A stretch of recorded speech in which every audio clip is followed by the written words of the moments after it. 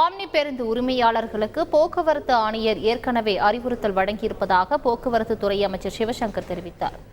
June 14ஆம் தேதி நள்ளிரவு முதல் உரிய தமிழக பதிவேன் மற்றும் அனுமதி சீட்டு பெறாமல் இயக்கப்படும் ஆம்னி பேருந்துகள் தமிழகத்தில் இயங்க போக்குவரத்து துறை தடை விதித்துள்ளது.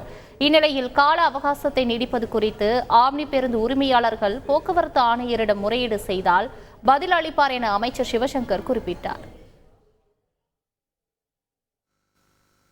தேர்தலுக்கு முன்பாகவே ஏற்கனவே போக்குவரத்துறை ஆணையர் இது குறித்து அந்த ஆம்னி பேருந்து உரிமையாளர்களை அழைத்து அவர்களோடு பேசி இது குறித்து அறிவுரை வழங்கியிருந்தார். தொடர்ந்து இது குறித்து அவர்களுக்கு செய்திகளும் தரப்பட்டது. இப்பொழுது போக்குவரத்துறை ஆணையர் கடைசி கட்டமாக இறுதியாக இந்த சுற்றறிக்கையை வெளியிட்டிருக்கிறார். எனவே அதன் மீது நடவடிக்கை எடுக்கப்படும். அவர்கள் போக்குவரத்துறை ஆணையரை நேரில் சந்தித்து கேட்டால் அவர்கள் அது விவாதித்து முடிவெடுக்கப்படும். வெளிமாநில பதிவு கொண்ட ஆம்னி பேருந்துகள் நாளை முதல் இயங்க அனுமதி இல்லை என போக்குவரத்து துறை ஆணையர் தெரிவித்ததாக ஆம்னி பேருந்து உரிமையாளர்கள் தெரிவித்தனர். தமிழகத்திலேயே பதிவு செய்து ஓடப்படும் வாகனங்கள் கான்ட்ராக்ட் கேரேஜாக இருக்கட்டும், ஆல் இந்தியா பர்மிட், அதுக்கு எந்த விதமான பிரச்சனைகள் இல்லை. ஆனால் நாங்கள் ஒரு கோரிக்கை வச்சுருந்தோம்.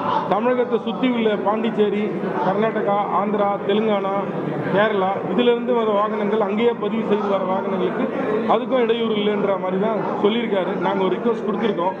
மீதி நாகாலாந்து ஏஆரில் பதிவு செய்யப்பட்ட வாகனங்கள் ஒரு 682 வாகனங்கள் இருக்குது. அதில் கவர்மெண்ட் 586 பர்மிட் இஷ்யூ பண்ணியிருக்காங்க.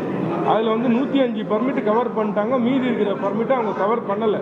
அந்த பர்மிட்டெல்லாம் 14ஆம் தேதிக்குள்ளே கவர் பண்ணலைன்னா அவங்க முறையாக சட்டத்துக்கு புறமாக ஓட்டுனாங்க அப்படின்னா கடுமையான நடவடிக்கை எடுக்குன்ற மாதிரி சொல்லியிருக்காங்க.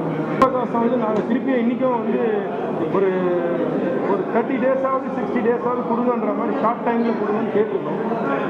ஆணையர் அவர்கள் எங்களுக்கு கொடுத்த டைம் எல்லாம் முடிஞ்சு போச்சு, இனிமேல் நாங்கள் டைம் கொடுக்க மாட்டோம், இனிமேல் பண்ணால் அரசு தான் பரிசீலனை பண்ணோம், எங்ககிட்ட ஒன்றும் கிடையாதுன்ற மாதிரி சொல்லிட்டாங்க.